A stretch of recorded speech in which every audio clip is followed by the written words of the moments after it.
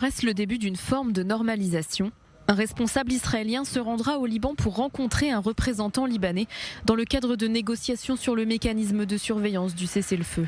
Le président Aoun a chargé l'ambassadeur Simon Karam de représenter le Liban au sein du comité chargé de surveiller le cessez-le-feu aujourd'hui, afin de protéger la souveraineté, l'intégrité territoriale et les intérêts suprêmes du Liban. Et en réponse aux efforts louables des États-Unis, l'ambassadeur Karam a été envoyé au comité qui comprend un représentant israélien.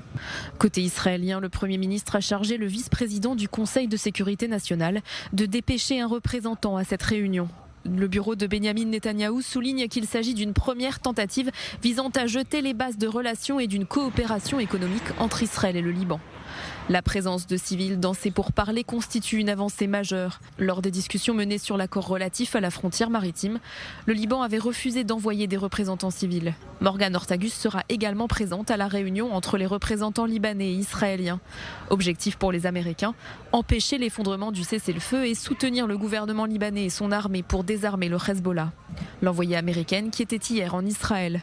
Au cours des échanges avec le Premier ministre et le ministre israélien de la Défense, Jérusalem a présenté à l'envoyée américaine des informations prouvant les tentatives du Hezbollah de reprendre des forces. Jérusalem a souligné l'incapacité de l'armée libanaise à se débarrasser des armes, roquettes et munitions de l'organisation terroriste située au sud du fleuve Litani. Beyrouth, de son côté, affirme que c'est Tsahal qui viole le cessez-le-feu en opérant sur son territoire. Au Liban, beaucoup craignent une attaque israélienne imminente. De nombreux médias libanais font état de messages transmis par Israël au gouvernement de Beyrouth si le Hezbollah ne désarme pas.